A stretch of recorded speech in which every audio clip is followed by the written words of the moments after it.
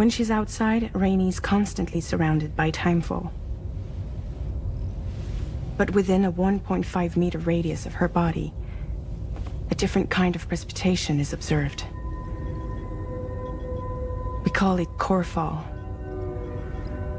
Anything it touches is restored to an earlier state. In other words, it has the power to heal and repair, to counteract timefall's effects. Sadly, people only see the timefall, and not the remarkable woman standing in the eye of the storm. Still no signs of growth? I should be due any day now. If things were normal, that is. But the baby's still stuck at 7 months. She has still baby syndrome.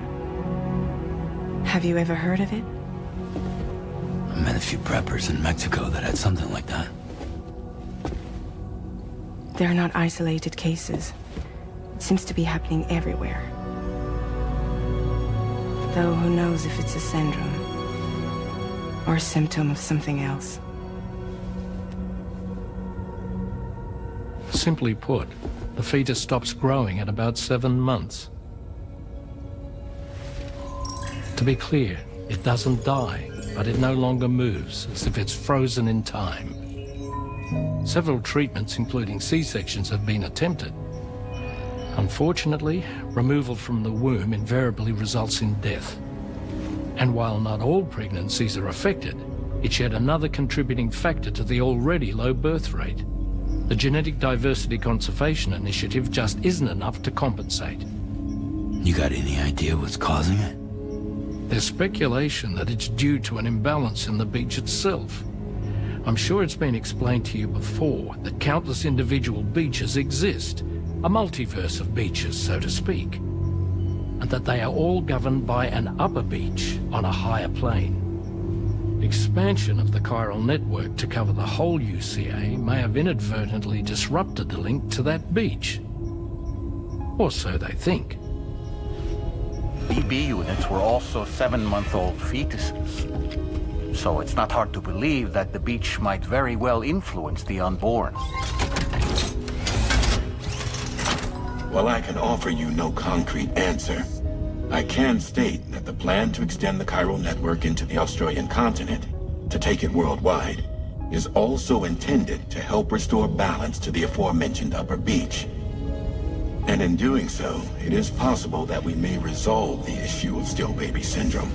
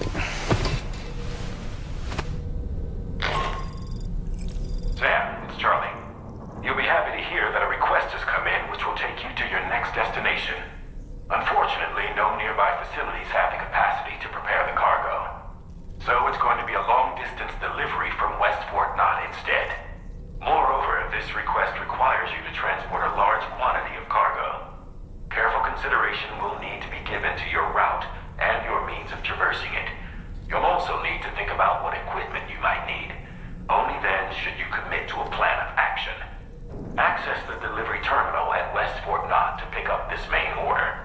Oh, and the DHB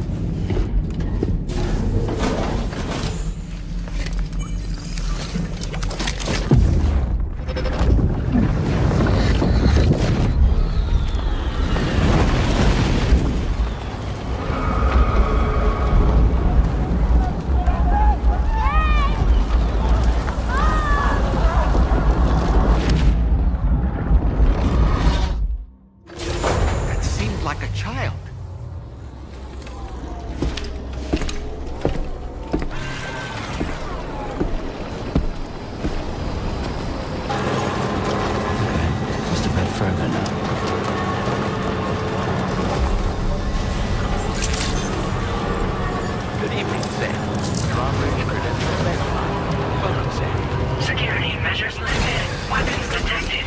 Be advised that usage is restricted inside facility grounds. Access the delivery terminal to process your orders and requests.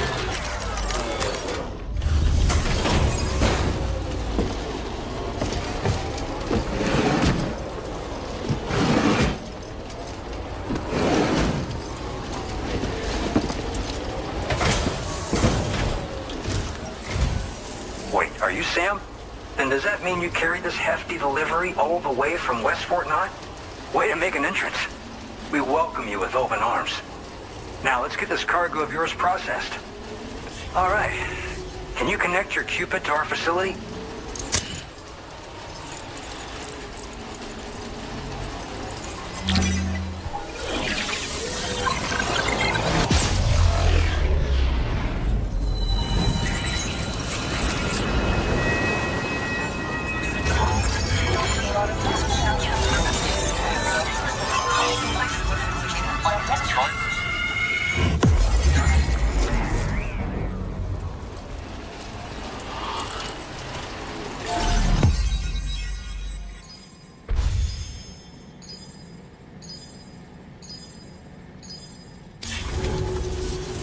And now we're finally connected to the chiral network. This should make our job so much easier. And to make your job easier, I've gone ahead and shared data for a suit I think you'll love. Oh, right. I also wanted to give you this as thanks.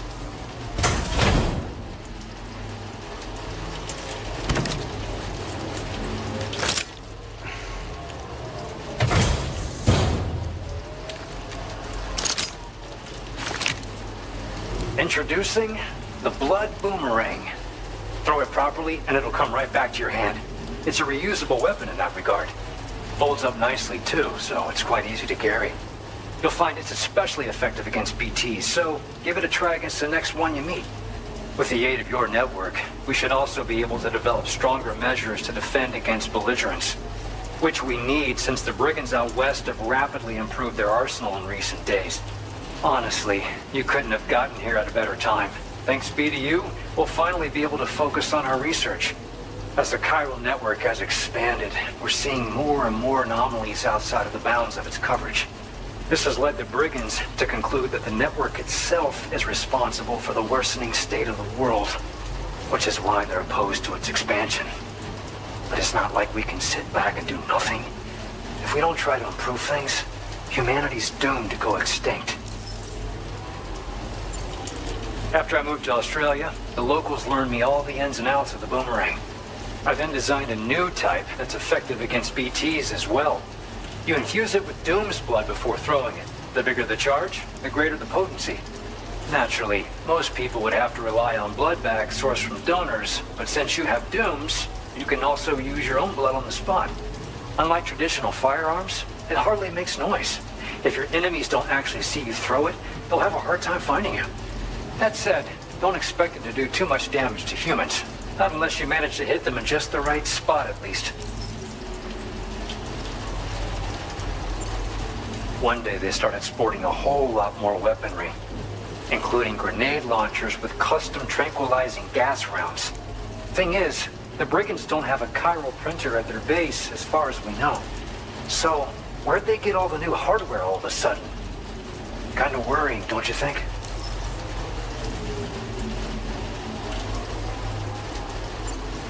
At this observatory, we focus on monitoring the behavior of tar currents.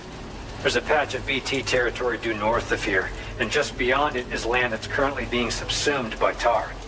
There's no telling when the facility will be lost to the tar as well. So it's important that we contribute to the research and development of countermeasures while we can. Incidents of tar current instability have grown more frequent, but we haven't been able to determine much more than that thus far. Thanks to the chiral network, though, we expect we'll be able to improve our instrument accuracy.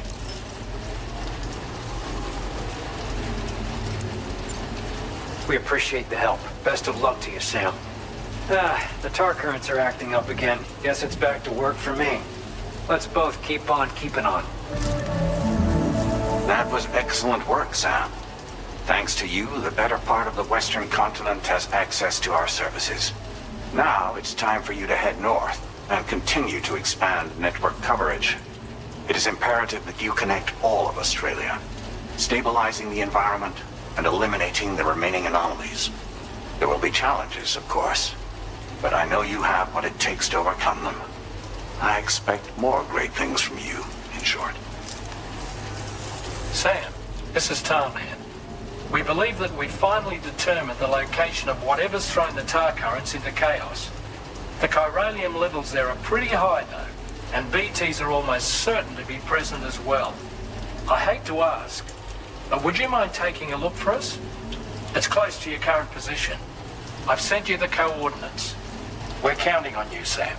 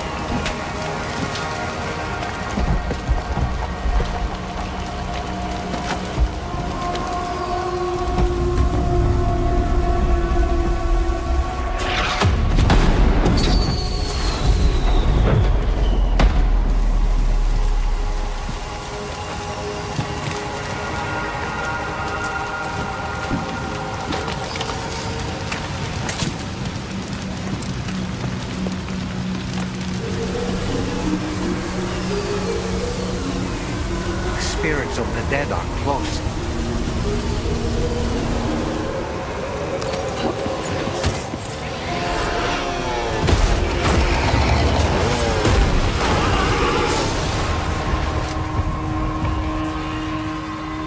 They're not human. Don't underestimate them.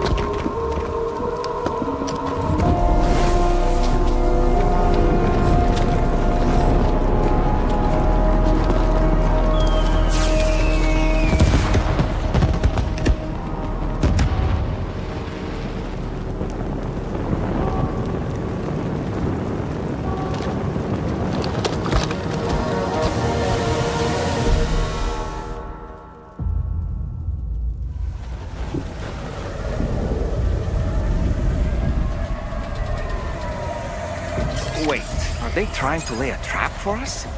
The Odra deck is reacting to something. We should keep an eye on it and proceed with caution.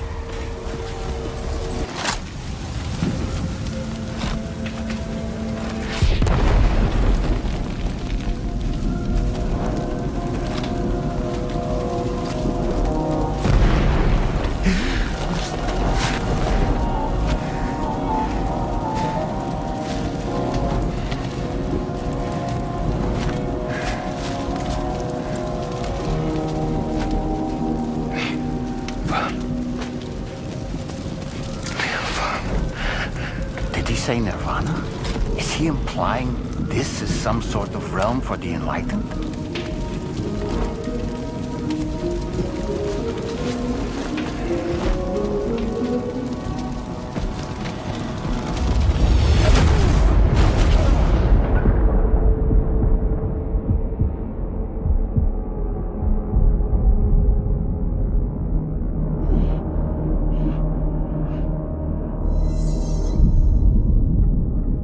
You're right.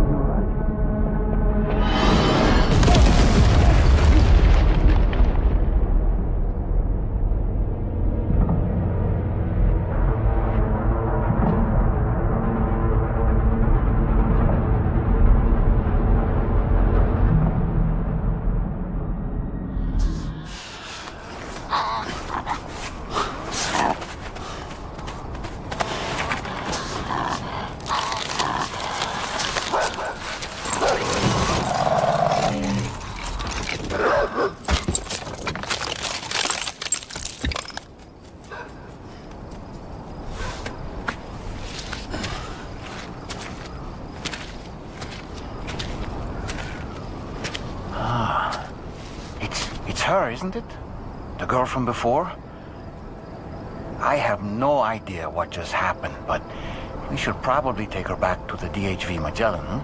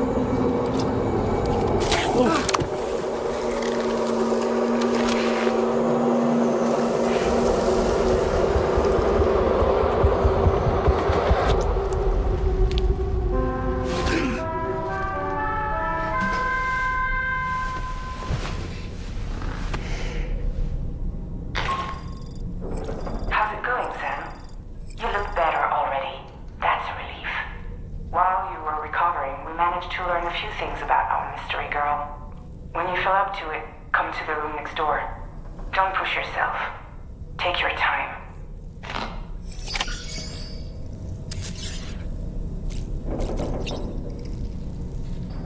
Come on. Gently. You're okay. Come on. Careful, careful. Come on. Careful. Come down. You got it? Come on.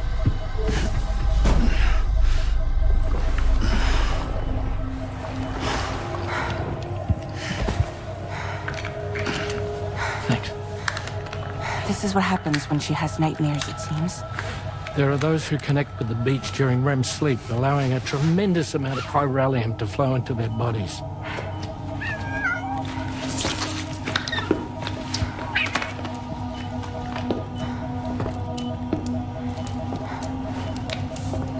Hey, is your wrist gonna be okay?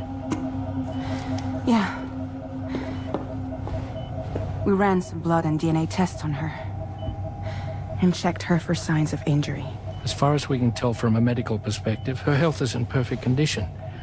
But that doesn't make the chrysaloid shell in which we found her any less troubling. Not to mention the tar-like fluid that came pouring out of it. We're still analyzing both. And there's more. You mean those suckers? Indeed. But that's not what I'd call them. Much closer to a chiral rash, I would say. You know how chiral allergies can sometimes trigger goosebumps? It's like that, except a fair bit worse. The tar-like secretions can accelerate the passage of time on contact, it seems. We suspect she has dooms too. And that when she's levitating, she's experiencing the nightmares common amongst sufferers. That space or realm she left behind to come here. The fellow we saw called it Nirvana, I believe. But to me, it looked like the land of the dead. Even so, she's a living human being. And I believe that she was born in that place. After things settled down, I spoke with her for a little. Or tried to. She was still in shock, which made it harder to communicate. Did she tell you her name? Doesn't seem like she has one. As far as I could tell. So, I named her myself. Tomorrow. Tomorrow, huh?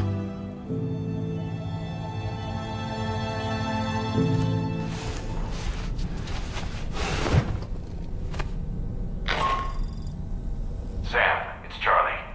We've recently received a report of brigands engaging in suspicious activity to the west. I'm sure you'd like to push on, but I don't think we can afford to ignore this. Please access the DHV Magellan's delivery terminal to undertake this main order.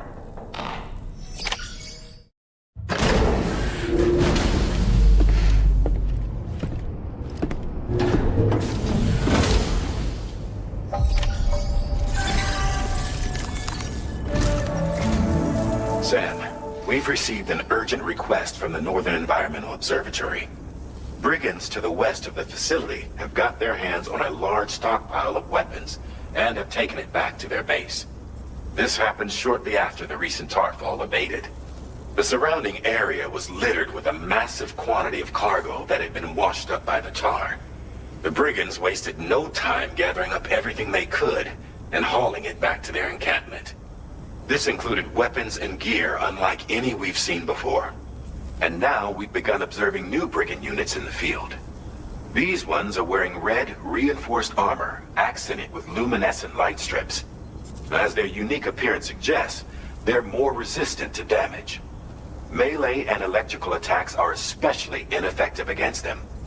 These units have clearly been outfitted for close quarters combat, and their sudden deployment is troubling to say the least. Their presence likely indicates that the brigands are gearing up for a raid of some sort. If we ignore this development, the brigands could use their new toys to attack the observatory, and there's no telling what might happen then. So we need to seize all of them before they have a chance to do so. Moreover, the latest data from the observatory strongly suggests an explosion of some sort occurred just beneath the Earth's surface not long ago. APAS analyzed the shockwave and has concluded that it is consistent with the type produced by ground-penetrating ordnance. This leads us to believe that the cargo the brigands secured may have included powerful explosive material. Directly assaulting the brigands using firearms risks triggering these devices, and we cannot predict how that would affect the region. Any sort of catastrophic explosion may also have an adverse impact on the tar currents. It is therefore critical that you avoid combat and secure the cargo without alerting them if possible. I implore you to take on this main order, Sam. And soon.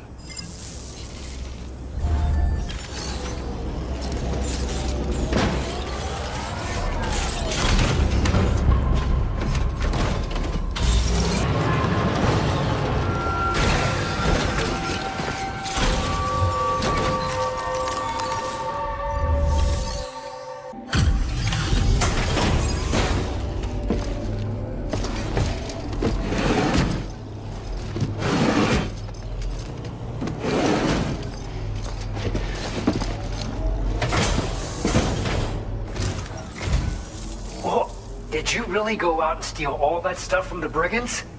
Way to go, Sam. Let me get started on processing your haul. The guidepost data we just shared with you is great for making landmarks to prevent people from getting lost, even at night. And when you do place them, you'll find they're useful not only for getting your bearings, but also for creating routes that will facilitate travel for everyone. Aside from that, we've also made it so you can now use your PCC to fabricate bridges up to 80 meters in length. The rivers ahead of you are prone to flooding, so I imagine extra long bridges will be especially handy. Oh, and Sam, there's actually one other thing I wanted to talk about. Call it a little insight into the cargo you recovered on our behalf. It included a device I believe you guys have taken to calling a chiral jammer. These jammers are capable of disrupting the flow of local tar currents. In addition, you also recovered some explosives modded to be able to penetrate the ground and detonate within the tar. This would destabilize the currents over a large area. Needless to say, both these items could have been used to deliver an enormous blow to the chiral network. In other words, we've really dodged a bullet. But what I'd like to know is why this tech wound up in their hands in the first place. Can't chalk it up to pure chance. Honestly, it's almost like those brigands knew in advance that the tar was hiding cargo. We've got to consider the possibility that someone gave them a heads up. Food for thought on the road ahead. Excellent work, Sam. You'll be happy to hear that tomorrow's regained consciousness. Once you're back on board the DHV Magellan, you should see for yourself. Order completed. Well done.